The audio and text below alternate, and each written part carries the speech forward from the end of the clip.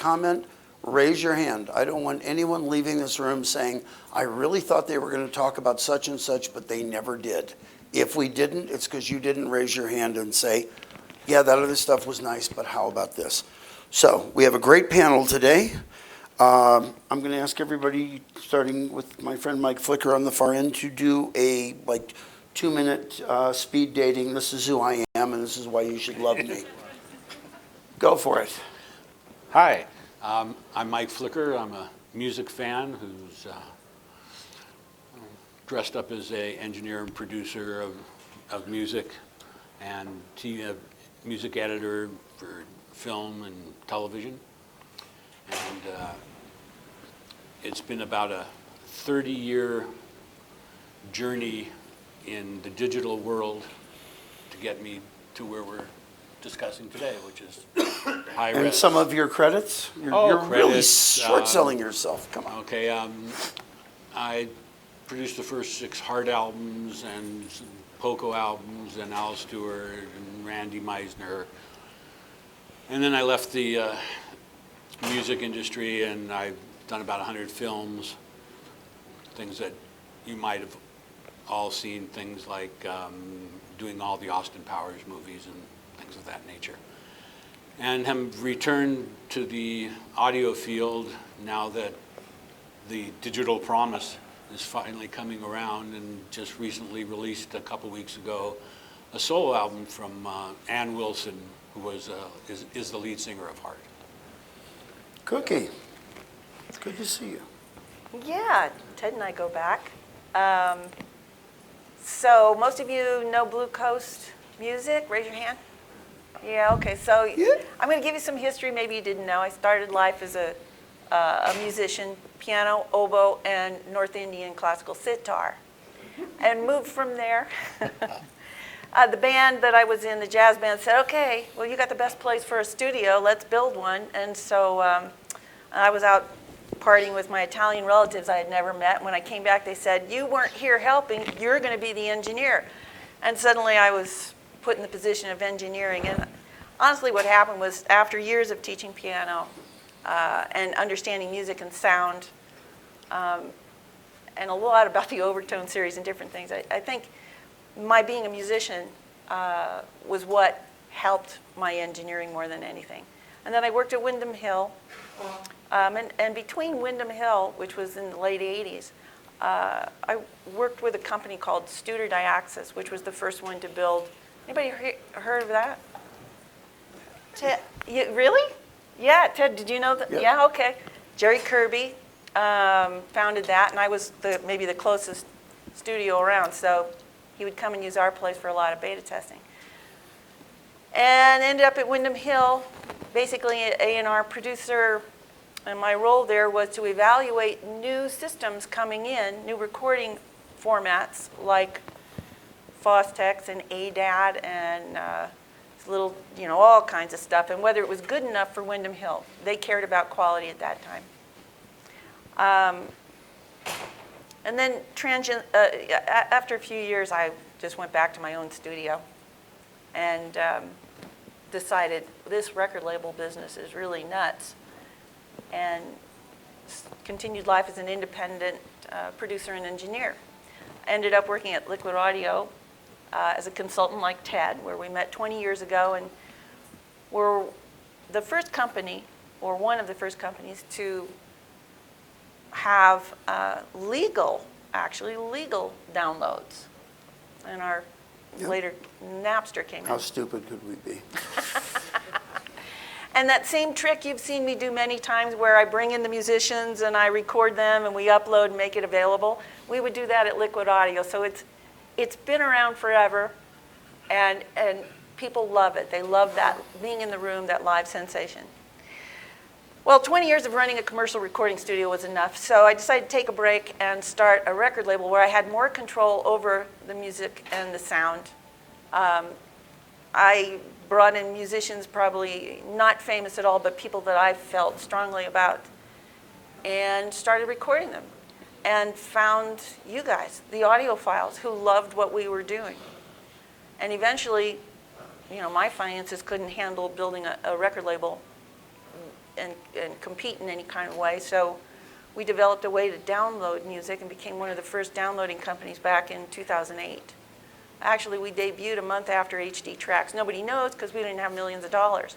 But a few of you guys were buying our music and kept us going. And later on, the San Francisco Symphony, Mac Avenue, and some other independent labels came to us and said, hey, can you deliver our music too? And I thought, oh no, there goes my brand. So if you're confused, Blue Coast Records is me. Blue Coast Records is what I record, release, go to tape and DSD. If we're selling it on Blue Coast Music, our retail store, it's a free-for-all of high-quality music, but I didn't record it all. So if you're wondering, that's what the difference is. Blue Coast Music is a store. Later on, come up and get one of our Blue Coast bucks, $20. Spend it at our store. So to sum it up, if you like it, it was you. If you're not as crazy about it, it's something you're distributing. Yeah, Right. Okay, pretty good. much. David. Hi, I'm David Sullivan. I'm Qobuz. I get to actually deliver this wonderful product that these guys are producing. It's an absolute honor and a privilege. I've known this one for quite some time. She gave me cold chills before I ever knew her, and I used to own a company called Peachtree Audio, and I would, she was on heavy rotation. This is how we actually got to meet. I was playing one of Cookie's recordings with, what's his name? Tony Furtado? No. Well, I was playing a lot of that. But there was this one in particular one you did with Dylan and, Jesus, the one I've been playing, I can't believe I'm blanking out on it. At any rate, you could tell exactly what these guys were doing. It was the most personal recording I've ever heard in my life. The harmonies weren't blended to be always lower than the lead vocalist. It totally blew me away.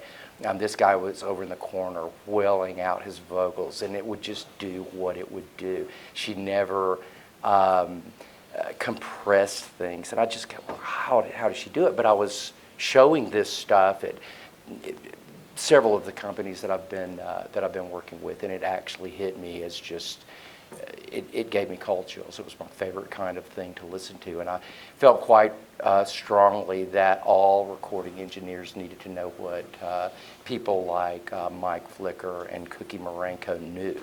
And then how can we bring this into high-end audio? How can we make these worlds collide? Because it seems like they never did. So I've been in audio my whole life. I've been a musician my whole life. The whole audio side was just because I took a job at a hi-fi shop, the month before our band got signed. Which, I mean, everybody's got a story like that around here. There must be 100 of these. And I've done this now for about 35 years and had an absolute blast at it. But what I've noticed in this industry is that there's a lot of fighting. Oh, my format's better than your format, or this is better than that. I'm going, look, why don't we all just come together and agree on one thing, that if we can start with the artist and then the recording engineers, it's a sort of a way to deliver this, this is the perfect time. And this is what I'd like to do for the industry, is to bring both sides of the industry together to meet hi-fi and high-end audio dealers and manufacturers, so that we're one industry. We're all doing one thing. That's my goal, and I hope over the next 3 to 5 years we'll be able to see that goal. Thanks, Ted. So I'm Ted Cohen. I've been working in music and audio since 1970. I was lucky enough to move to Boston in 1974, and in '76 met Henry Kloss at Advent. I had my girlfriend get a job there working for the guy who bought Henry's company, a guy named Peter Sprague, because they had just come out with their big screen TV and I wanted one. So I turned to my girlfriend and I said, "You're working at Advent." She said, "Why?" I said, "I want this TV." They never gave me one. But I did get to go with Henry and Peter to Chicago in '77. And through a Zelig serendipitous moment, these two homeless guys walk in with a brown zipper case into our suite at the Drake Hotel. And they open it up and they go, "This is the Apple I computer. It's going to change the world." And that created my pivot into seeing what music and technology were going to do. I got to know Jobs and Wozniak and started doing some stuff with Apple.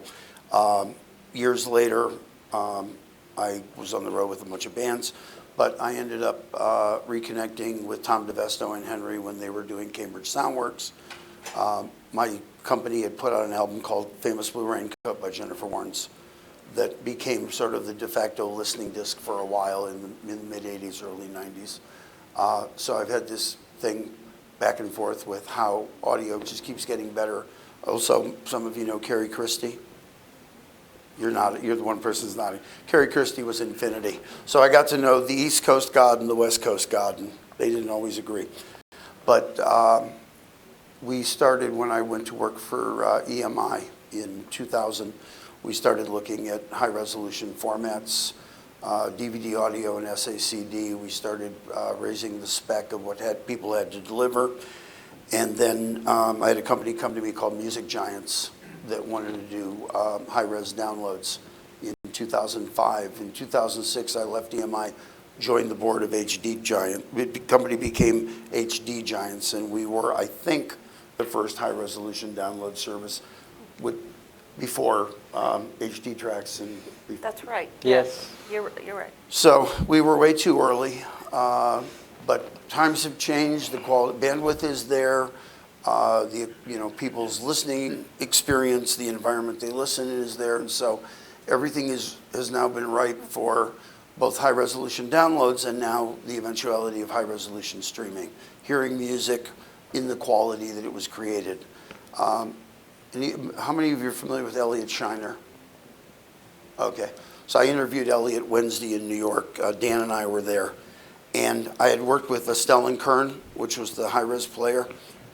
And I thought Elliot was going to be the most difficult person when I was trying to shoot some footage with him talking about the importance of high quality audio. And I said, here, and I'm using this as a prop, but this was like the player. I said, put on a pair of headphones and listen to this. He listens for like 3 minutes and he goes, okay, roll it. And for the next 10 minutes, he holds the player up going, this is the first time I've ever heard the music we create in the studio sound like the music we created in the studio. We're now there with streaming. We can now do high-resolution 24-bit 96, 192 streaming. So I'm going to throw it out to Cookie first. How is it to finally have people experience what you do and the quality that you created it? You know, I've been thinking about this lately, the use of the term as it is in the studio. It's never going to be like it is in the studio. It really is day to day in the studio. So if we gave them drugs. Yeah, that helps. Okay, then it's just that like helps. in the studio. Okay. That helps. But you know, it's an interesting term, and I understand the, kind of the global concept of, you guys want to hear what we're hearing. You don't want to hear it doctored up and smushed, and I think one of the things that's come up, mastered for oratones. well, that and also sad to say, when as a music label you send your music's been mastered, you really don't know what's going to happen to it afterwards. I had that experience. It's one of the reasons why we started our own download company.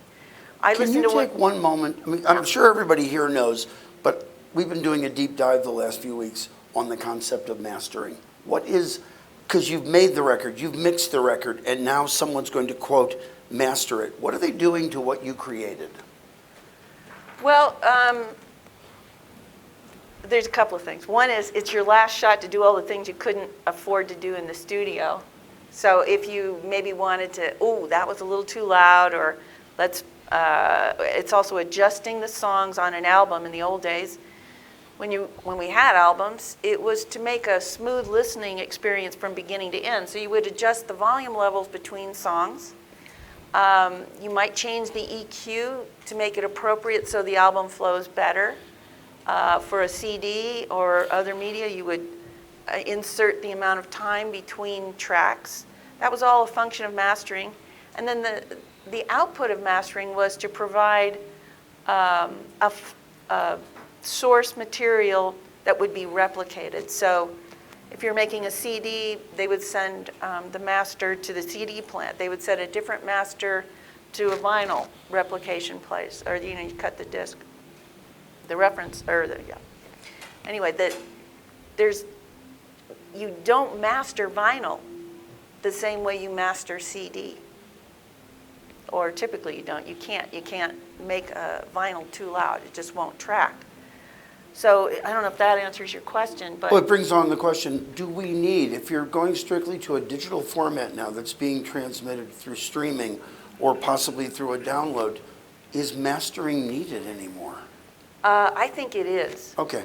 It- Because I don't want to go off on a real tangent, but I've been getting different Yeah. opinions. Some people say it's not necessary anymore. Mike? Yeah, well, it also is like when I master for digital format, I usually master what I call limited and unlimited because of today's audience who are used to listening to MP3s and listening to very high compressed audio.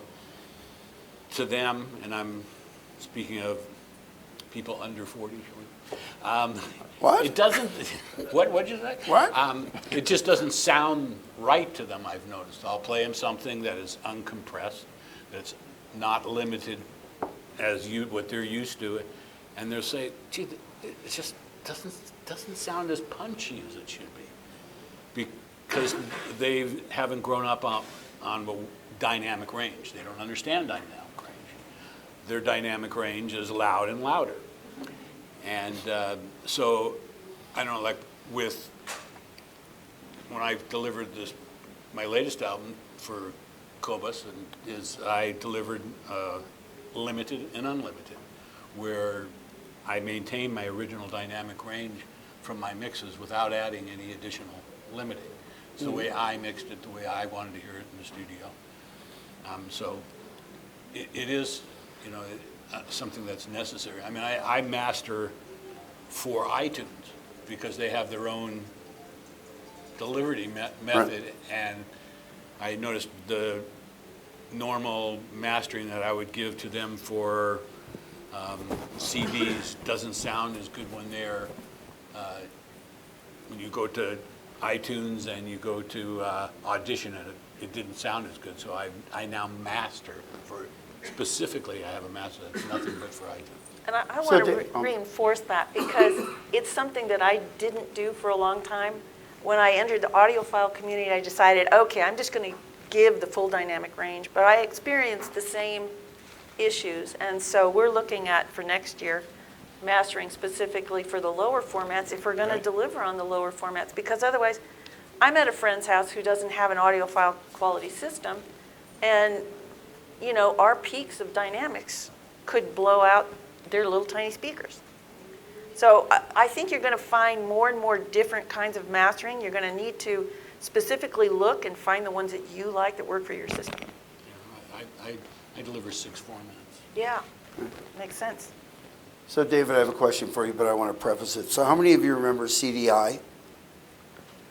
Okay, it was Philips format. We spent $1 billion on it. And for some reason, Philips and Holland closed this down. I don't know why. But something about the money, they were pissed off. But the weekend that it launched, we had trained people at Broadway and at the Good Guys and everything to sell CDI. And I went in on a Saturday morning as a customer, and I walked up to this guy and I said, "This looks cool, what is it?" And he goes, "Near as I can tell, it's a VCR, but it won't record." I knew we were dead. So David, you were on the selling floor and you were driving innovation when you were at Peachtree Audio.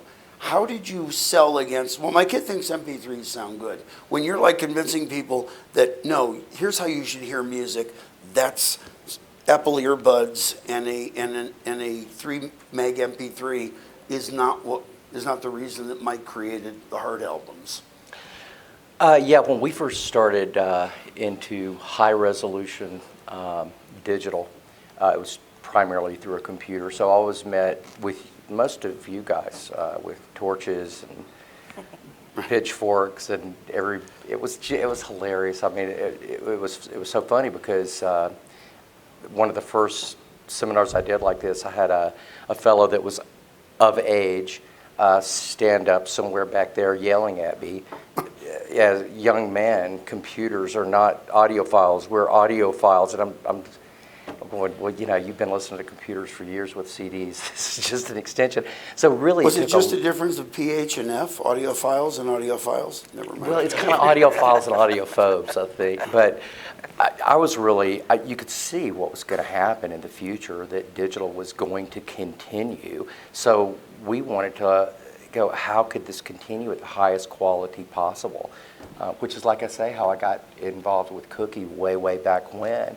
And then over the first year we did this, nobody had a computer here. The next year we did this, maybe a third of, a lot of you guys remember this. The next year, maybe a third of the people had a computer and were starting to listen to high resolution files. The next year, half. The next year, 3/4. And now you can't go into a room that's not computer based in some way, whether it be with a real computer, going through one of these fabulous stacks that are out there, or a computer that's in a box like an Arenda or an Oralic or one of these other computers that do something that's absolutely special.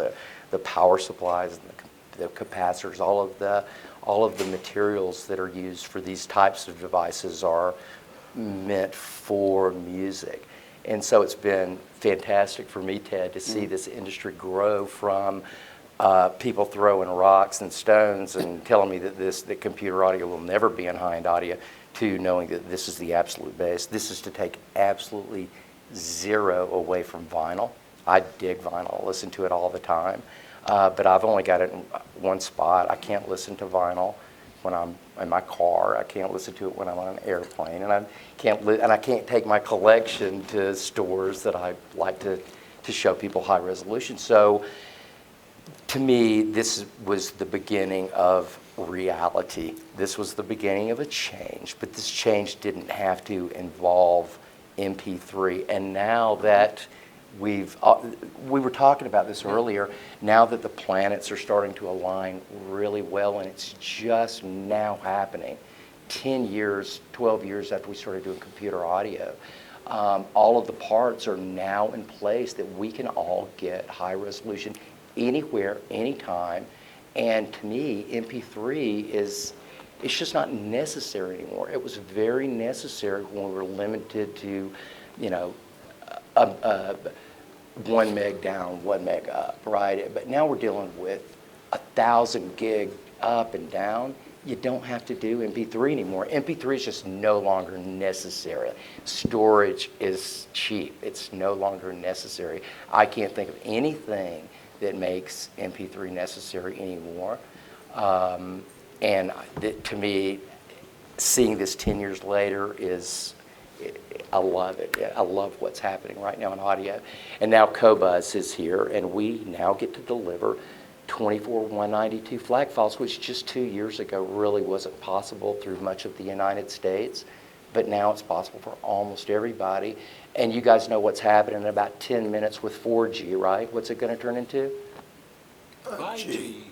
Once we get 5G, ladies and gentlemen, this is a different, we've completely turned the corner. There won't be much even reason for wires anymore, unless you're in just one of those areas that it's not there. But this is the future. We're living in it, and I have to pinch myself every time I open up a streaming service and go, oh my God, we've got everything. How can we have everything? It's drinking from a water hose is fun sometimes when it includes music. No. You have a question, sir? We got to get you a microphone. You're going to be recorded for, it's going to the Senate hearing in Washington right now. How do you want to vote? Besides, Up or we down? can't hear you. Here you go. David, the whole thing though with the lower type formats seems to me at least there's still a necessity for having them, because if you put out a high-res file, and let me see if I say this right, Qobuz, I'm playing golf in a high-res file, I can't hear the music. I got to have the other version to do a large amount of my activities. That's a really good point. With most of the programs out there, you can actually choose that based on your environment, and I totally get that. So and I'm not going to make this a Qobuz thing, because you can do this with most anything. With our thing, you can go stream 24/192 over Wi-Fi. You can go stream 320 over Wi-Fi. So if you are in an environment that really can't take the dynamic range, switch it to 320. Or if you're in, to me, the music is the most important thing, period. So if I can listen to something in 24/192, if I can listen to it in DSD, God bless me. That's what I want to take it in. But if I have to go down to 320, I'm still going to enjoy the music. Will I enjoy it absolutely as much? Maybe not quite as much, but I still get, Ode to Billy Joe by Bobby Gentry still can make my little hair stand up. So yeah, you can kind of do it the way you want. There's a need for all that. Yes. And I mean, that's how we first sold our bill of goods on CDs, was that, when I sat down with then CBS Records and they introduced a CD to me, they said, here's something that's portable that's going to replace the cassette. And I said, thank you. Anything to replace the cassette. I said, okay, so but what's going to replace vinyl? What's going to give us that full? And they said, oh, Which one? coming next week, around the corner. We're gonna have 48 24-bit before you know it. Okay. Well, that was the early '80s. So it's beware of what they tell you. Perfect music forever. Yeah. Oh, Yeah. boy, I bought The that first one. time somebody brought a CD into my store, this was like 1980. I was the first, I was there, and I was really excited about it because it was shiny and it was pretty. And this guy walks in our store and he takes this disc and he throws it across the floor and he stomps on it and he picks it up and he puts it in a CDP 101. I think that was the first one. He puts it in there, right, and he hits play and there's no noise, and I'm going, oh my God, how is he doing this? And so for like the first 10 minutes, we were totally enamored. And then the recording started coming out, right? And then you would listen to them back then against albums, because to your point, you do not mix CDs like albums. But in 1980, they did not know that, right? So everything was harsh, or not enough bass, or too much of this or that.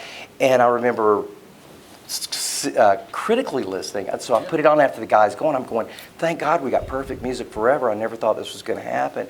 We put it on and played a little bit of it, going, well, I don't quite remember it being like that. Then you'd put the album on and you're going, oh my God, we've just ruined the music industry. But now it's gotten so much better. People have learned.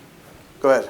So I'm a Who are lawyer. you? What do you do? I'm Joe Gratz. I'm a lawyer and audio fan from San Francisco. And as a lawyer, one thing we think about at the beginning is, what does winning look like, right? There's a wide range of outcomes, some of which are winning, some of which aren't. For this big project, this big idea, what does winning look like? Winning looks like the artists are making money, the labels are making money, the studios are making money, the distributors are making money, and the consumers are happy. You're going away. And the checks in the mail. He needs the mic. And the other thing is, it's mass adoption, but this is an evolution. You don't need new equipment to do this, to listen in most cases. You might want to add a DAC or something to your, I bought a cable this morning to add a DAC to my Samsung, and it'll be a better listening experience. But it still is, it's noticeably different, and you don't have to retool to do it. You can evolve your system, you can evolve get better phones, get better whatever, but it's not like throw out. I remember when DBX had an encoded vinyl, and you had to have a DBX decoder. I worked with DBX, I tried to help them. You couldn't play the disc without the decoder. It was dead, so there was no win. It's those kind of things. You had a question. But no, can we? I love that question. I just want to go back to because I think winning is different for maybe a couple of us. Winning on my side is a cultural change, and I think they've made that cultural change awesome in vinyl. I want to be able to make that same cultural change in digital, and I want to just. Very quickly, my 12-year-old nephew came to me about 2 weeks ago, and he said, Uncle David, I love what you're doing. He sees my big VPI table there and the big stacks and the big Martin Logans and all this cool equipment. He comes to me and he says, Uncle David, I want to get into an audio system. Charlie, that's really cool. I said, well, what do you want it to be? He said, well, I only want to play albums. And I'm going, oh, that's really cool, Charlie. I just wanted to see this 12-year-old guy, right? He comes up to me, he says, this is the turntable I want to get, Uncle David. It's $80. That's a lot of money to a 12-year-old kid. And I'm going, Charlie, why do you want to do this? He goes, because it's cool to listen to Lionel. Right. And it's like, so my end game, what's winning to me is when somebody goes, I want one of Cookie Marenco's DSDs because it's cool. And I want to change culture. MP3 is not cool. We don't have to do it anymore. And even the way that most of these kids are listening, it's so easy to hear the difference because you don't even need to have an awesome set of headphones to hear the difference between a well-recorded piece of music and then somebody crapping that down to MP3. So my win is that we somehow start making a cultural change and that it's no longer cool to listen to MP3 because that stuff sucks. You know, in 2002, 2003, Steve Jobs started going, you know, it's buy songs from iTunes. It's not cool to steal it. That really helped slow down the piracy, right, Fred? Yeah. Anyway, not for Fred, but I also believe, and we did a panel. David Pacman and Dick Wingate and I did a panel in New York the other day. We're talking about that.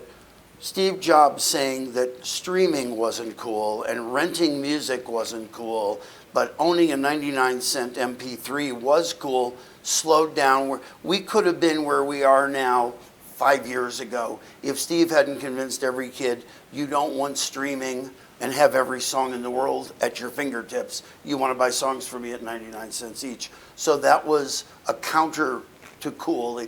It's what we're doing now, and you're saying this cultural change. Streaming is cool. People talk, I've got Spotify, I've got this, I've got Tidal, I've got Qobuz, I've got Pandora, I'm streaming all over the place. That was really, you know, Steve slowed that down a lot. A brilliant guy, but he really slowed down the eventual success of streaming. You had a question, sir. Yeah, a question and a comment. My name is Marcus. I'm a computer engineer. Grew up with audio back in England. And my first experience was hearing opera through a Quad ESL in mono, and that kind of tainted me for life. And kind of got out of the field, was really into, you know, IT, you know, mini computers, grew up, was a COBOL programmer. Got back into audio a few years ago, and finally got those quads, pair of ESL 63s, got a tube amp, turntable. And I was reminded of the progression of the auto industry, where you went from being an expert, a mechanic, a tinkerer, to finally now I never even open the hood of my car, it just drives, it's fabulous.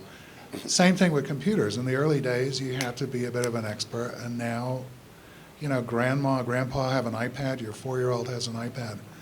So what I'm seeing is this split in the road with music. So there are the tinkerers, me, with a turntable, you know, fussing, screwing around. My wife doesn't like that. She wants to talk to Alexa and say, play me this. That's what she wants. But the thing that I also see is I have a setup in my office, which is a pair of Vanuatu speakers. Mm-hmm. And I just have an optic cable going out of my MacBook into the Vanuatus. There's no DAC. It's just digital all the way to the cone. And then I do have... No, there's a DAC in before it gets to the cone. They're in the Vanuatu amp. You have to Right. have it. That's the conversion. Right, the other way, yeah, Yeah. sorry. But that is so simple that it's almost commoditized, and a lot of the, you know, the fancy stuff, it's great music. I mean, it really works. And so I look at the industry and I see, you know, the really high-end stuff that's coming here that's great, where people love tinkering. And tinkering is fun. I like tinkering. I like fussing with it. I think I can hear things better when I make a change. It's all psychological. But if you want to talk just about the music, that digital, that optical, that stuff, it's easy, it works. It either is on or off. It sounds really good. And I'm kind of curious as to where you think that side of it will go, because the quality is phenomenal, and it just It's works. going right where it should go. It's just all taking a natural progression. It's like everything else. We used to use carburetors. Now it's just to your point. Now it's fuel injection. We really don't have to worry about it. We can't worry about it. It's too complicated. There's too much into it. But all of that complication is really just to make it easy, right? Because when you push one button on your iPad or your iPhone, you think you're pushing one button. You're pushing one button that's telling 8 gazillion things what to do.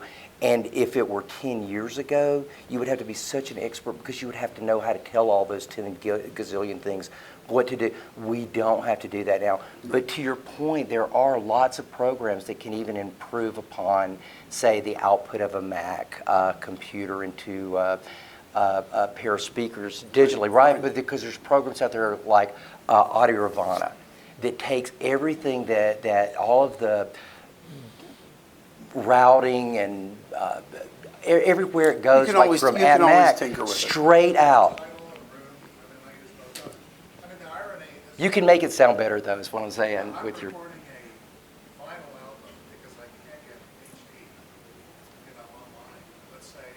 Now you can. Yeah. I'm using pure vinyl to turn it into HD, because then I can run it through the room correction. It's a convolution of room. And the room correction does more than any component in there. That's all on the digital thing. Right. He'd mentioned pure vinyl, just so that this gets on record. If you are going to do what you do, if you're going to go through the painstaking task of doing this, you gotta have like a sugar cube. Don't try to do this with the RIAA curve out of you're just wasting your time, and you can probably get it to sound better on any streaming service, but doing it the way you're doing it can be absolute magic. And these days I tell people the only thing that you ever record are things that you can't stream correctly. And you can't stream anything like you can get that to sound, so I totally get that. But if you're going to do it, don't waste your time and do it like this gentleman. Use something like a sugar cube from Sweetwater, because it's really the only way to do that. Sorry. So real quick anecdote. About 3 years ago, I'm in Toronto at a board meeting for a company, and I see my girlfriend has posted online that her 4K TV has arrived. It was mine. A client had given us a 4K TV because he was coming to LA a lot and wanted me to have it there to show his encoding process. About 3 hours later, she says, call me. It's an emergency. I call her. I said, what happened? She goes, I dropped it. I said, why did you wait 3 hours to call me? I was trying to figure out a reason that it was your fault that I dropped it. So the client calls me and he goes, what do you think of it? And I go, it's great. So meanwhile, she went online and bought another one. She had to go buy another TV. She calls me, the client calls me and goes, what do you think of the TV? I said, it's amazing, it looks great. He goes, yeah, that's why I had him ship it to me first. I went into service mode and I calibrated and I tweaked it and I refined it. And I go, she dropped it. He goes, well, you just said it looked great. I said, it did till you told me you did all that. He came a month later, brought all the stuff, and it looked markedly better. So you can there is a way, like David was saying, use a sugar cube, use whatever. You know, we're trying to do the best we can. There are little tricks out there that'll make things look better, sound better. I'd like to speak to your point about just drive, because what I see here, mostly men, and when I worked at Windham Hill, the original audience was men audiophiles. And then it changed, and suddenly there was more women listening to Windham Hill. And I see now a similar thing. I don't know how many of you have my music, but a lot of people say, why don't you make bigger music, Cookie? I make music because that's the music I want to hear, really, for Blue Coast Records. And what I find is that a lot of your wives like what we do. But sadly, we haven't really made an effort to go after that women's market. And I can't tell you how many times we've had women buy our $60 DSD album only to find out they can't play it because the gear is not easy enough. And I think it's about the tinkering. There's not only women, but a lot of men who are in a position to buy gear don't want to spend the time to tinker. So if we make it easier, and as David was talking about, it is getting easier. Eventually, we're not even going to be talking about high res and what the format is. It's just going to be in high res. And it's going to be here. You're listening to it now. That would be How many the of you know- ultimate, how if many we of you could know- ever have a time and place, because I've never seen it in this industry, I've been doing this 35 years, if we could have a time and place that we're not talking about my DAC can beat up your DAC, my cartridge can beat up my speaker can beat up your speaker. We're just talking about the music. It's like, wow, it sounds awesome on almost everything, and you just sort of go toward your bent and the way these systems work, right? It's all about the music. How many of you know the term WAF? Yeah. Okay, the most important thing in electronics, in anything, is WAF. Who doesn't know what WAF is? No. Wife acceptance factor. Dan, you're going to learn. So big box TVs, low WAF. Flat screens, very high WAF. Whether they're good or not, little Bose Cube audio, high WAF. Huge tower speaker, whatever. So it has, you get stuff that works really well and it's easy to use. It's in every home in the country. I mean, that's the nirvana, is just make it, keep it simple, stupid, and it'll work. The quality is great. Did somebody have a question back there? You have a question. You have a microphone, which means you have a question. Go.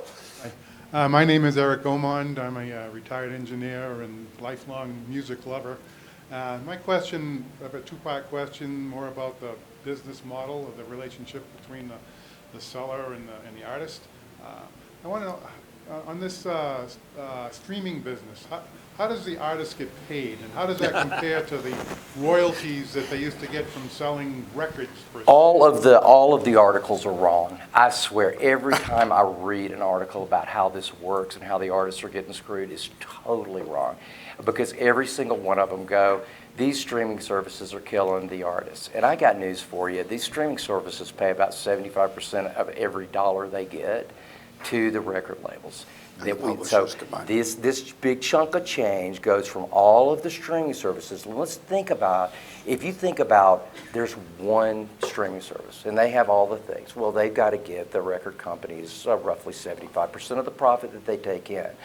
That's not a lot of money. Wait a minute, though. Good, yeah. Just to be accurate, there are in between, like There what's called definitely. the aggregators that, for instance, the 70-30 split that was at iTunes, and I believe that's correct. Right. About 10 to 15% goes to an aggregator in between. And then that Right. money then goes to the label, which has a deal with the artist. And that can be anywhere from 10% to 50%. So by the time you divide up that sale, that's what the artist percentage is. Streaming is different, but those models range from, well, Spotify right now is what, It's a greater of a 55? per stream rate or a per, It's changed. it's a pro rata share of either a per stream or a per user rate. It actually, the great thing about it, and I literally have been doing this all my life. It used to be in 1995, it was about getting your album into Tower Records and getting your album into Best Buy. Everyone's music is everywhere now. The gatekeepers in that respect of, if Tower didn't carry it, it didn't exist. If Best Buy didn't carry it, it didn't exist. If it wasn't played on KSAN in San Francisco, it didn't exist. You now have streaming radio, you have streaming services that are, the ability for an artist to get their music out there has never been greater. If they're successful, they'll make money. If they're not successful, they won't make money. And so, are they getting the same $1.25 per CD sale or whatever? No, they're getting micro cents per stream of whatever. So is it based But on their how many chance to people have a listen? career has never been better. So when I work with artists, I work with I work on all sides. At one point, and the guy sitting behind you, Fred, knows, I was working for the RIAA, for Napster, for Liquid Audio, for every side of the equation. And my opinion didn't change who I was working for. The world we're living in now has never been better for an artist to have a career. But they're not owed a career, they have the opportunity now. So it's based on how many times someone Gets played. listens their particular track? Yes. It is, but the point that I was trying to make is pretty much we give a lump sum to the labels, and what the labels do with it after that it has nothing to do with any of the streaming services. It's the way it's always been. The labels get the dollars, the labels decide how the dollars are distributed. That was the way it was with albums, with CDs, with cassettes, and it's the way it is right now. So But all they I'm still saying get is paid. like most of the money on the I streaming. want to hear your This- But let me just finish this one point, and then you can correct me. The all of these streaming services have to give the labels a certain amount of money. Once that's done, they really don't have control over where that money goes. That was my only point. Yeah, yeah, and that's really works, and it's working better all the time. The biggest change has been in our culture. It's that we no longer, or get back to my under 40 people, again, those people don't understand the same as most of the people in this room that we bought music and we listened to it. And on that note, And now so the whole industry's changed, but it's actually changing in the way that Ted is talking about for the better, is that a lot of music, there's less gatekeepers, and a lot of music can now get out there that never even had the opportunity to get out there. I mean, Spotify just announced last week that they are making deals directly with artists. So you know. Here's the one piece of information I have to add to what David said. With the money that's given to the labels and the publishers, it's also a report of what got played. So the labels and the publishers know that Lady Gaga got 500,000 plays this weekend from the soundtrack of A Star Is Born, and somebody else got 10 plays. So it's not go figure what you want to do with the money. There is a trail. So it's not, it's based on usage. And that's how the charts are calculated now too, and sales and gold records. Right. It's done by equivalence. There's so many streams equals the sale of an album. You know? so coming from a background of buying records, and Yeah. holding on to them, and vinyl, CD, whatever. Now I probably bought several dozen expensive downloads from HD tracks. So I love the sound. I love it. But how can I legally sell those? I can sell a record. I buy a record, I can sell it to somebody. I buy a CD, I can sell it to them. I can trade it to them. But how can I legally The sell? first sale thing is still incredibly muddy. And how are we on time? I think we're done. We're at 2:02. Are we? Oh, okay, good. So I'll tell you a quick story. So HD Giants was the first download service. I had gone from working at EMI doing a deal with HD Giants to now I'm on the board and I'm helping them build it. They were paying one of the labels a $500,000 a year advance. That was advance against selling downloads. I asked one of the people at the label, I'm not going to out who it is, he's a good friend of mine. I called him up one day and I said, we can't pay you another $500,000 next year because we've only sold 150,000 downloads. And so can you waive the next, can you give us a break here and skip the next payment? He said, no. I said, if we were a physical retail store and we had bought all of these records, we could at least do a fire sale and say, we have 100,000 vinyl here, come in and buy them for $2 each.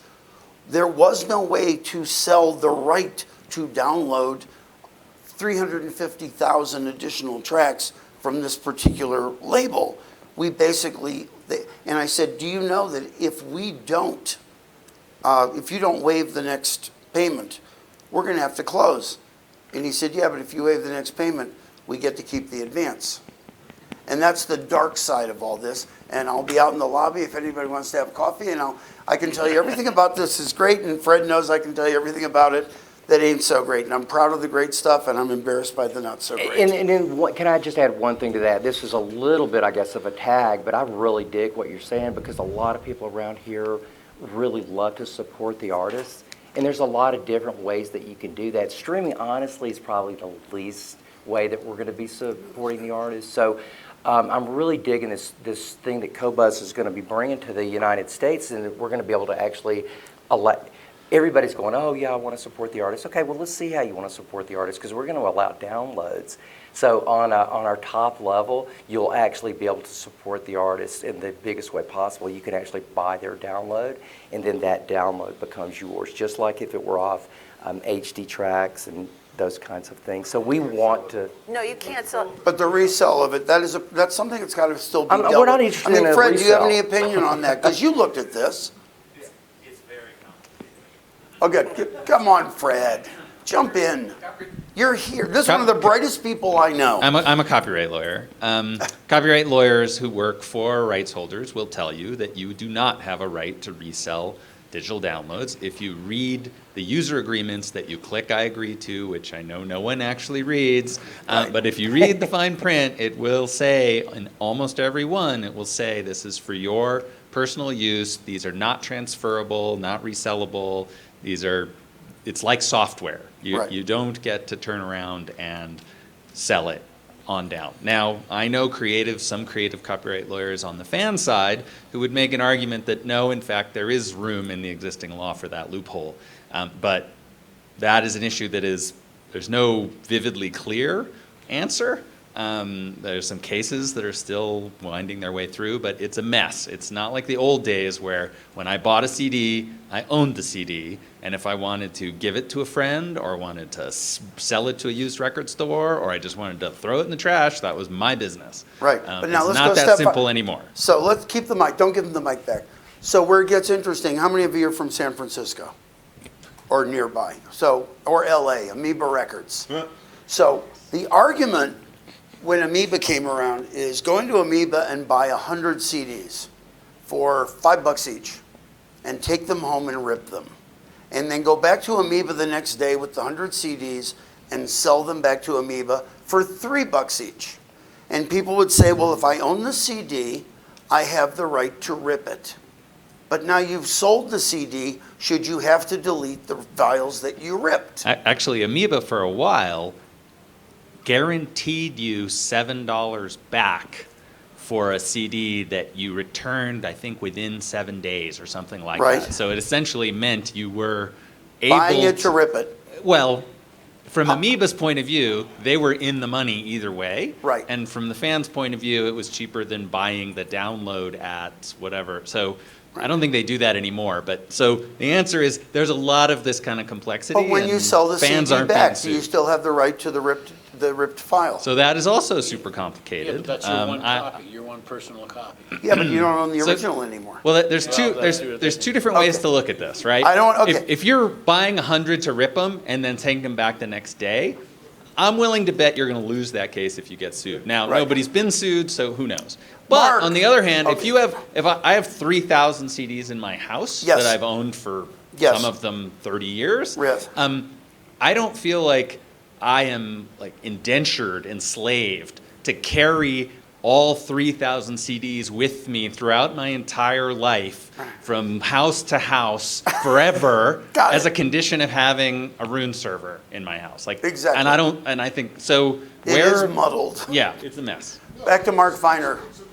Wait, hold your breath until they give you the mic. We don't want to miss this. Ladies and gentlemen, Mark Feiner. I was involved with the Audio Home Recording Rights Act, which you were, no, I wasn't. Just an expert witness, as was other people in the music industry.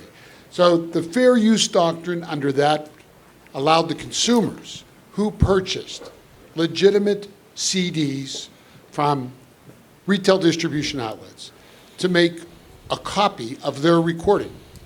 But because digital recorders were prevalent then and growing, the law restricted you from copying the copy and distributing. And just to make certain, the technology maidens at the time decreed a copy prohibit bit would be put into the new recording, so you couldn't transfer the copy. However, a clear distinction was made about professional reselling of CDs at that time not being a part of the Audio Home Recording Rights Act. And as an interesting sidebar, they had a chance at the same time to make a ruling about CD burners on PCs, but the music industry, in its technophobic way, I'm just making a comment on that, decided not to You wanna address carve that me issue out of because that? after all, no one would use computers back in the 1980s and 90s to record from CDs. Little did they know. But the good news is now we that don't issue have to wasn't rip a addressed. CD because we have high-resolution streaming, which is why we're here Bringing it today. back. So I'm going to bring it back. So closing remarks on this brave new world. David, you get the first one. Leave time for Mike and Cookie. If you can open up our streaming service, or really almost anyone else's that's full res, and look at the collection that you've got in at your fingertips, and it doesn't give you cold chills. You almost cry, and you can't believe it. You have to gasp for air because you're so lucky that you're in this part of history. You need to see if you've got a pulse, because, oh my God, we are all so fortunate to be able to do what we're doing right now. With the share bit of it. My last closing remark is I'm super, super happy that we're actually going to, at Qobuz, have my favorite record label, Blue Coast Records, going to be streamed pretty soon. And that, Cookie and I have been talking about this since the title days, right? And so we're going to be hopefully exclusive Cookie Marenco and everything that she does. And if you haven't heard any of this lady's wonderful recordings, please go to Blue Coast. And then please go to Qobuz.com. And I'm going to give everybody a free trial. So before you get out of here, make sure you come see us. And we'll, by the way, I think that's Dan Mack back there. He's our new managing director for Qobuz. And so we'll be giving you guys out these things. We'd love to have you have one. And please let us know what you think. Cookie. I want to thank you for appreciating the music that we do and listening the way you do. And I'm so happy to be part of your community. Thank you. Mike. Well, I'll start by a ditto on that, as well as that the reason we're discussing this high res is opportunity, and we're finally getting the opportunity to have the choice. I know we've discussed briefly the as we hear it in the studio, but it gives you the opportunity, if you play it back on the same A to D and D to A converters that I have, and the same PMC monitors, it will sound just like it came from the studio. Cool. And I'd like to thank everybody. This has been, my entire adult life has been working toward getting to where we are now, and working with David and Dan and Qobuz and Cookie, and knowing Mike all these years. I'm telling you, we'll get the things worked out. We'll lean on Fred to fix everything. But in terms of the listener experience, the fan experience, hearing music better than you've ever been able to, we're getting there. I'd say we're right, stepping through the threshold. And I think Qobuz is a great step to get us there. So thanks for coming. Enjoy the rest of the Rocky Mountain Audio Festival. Thanks.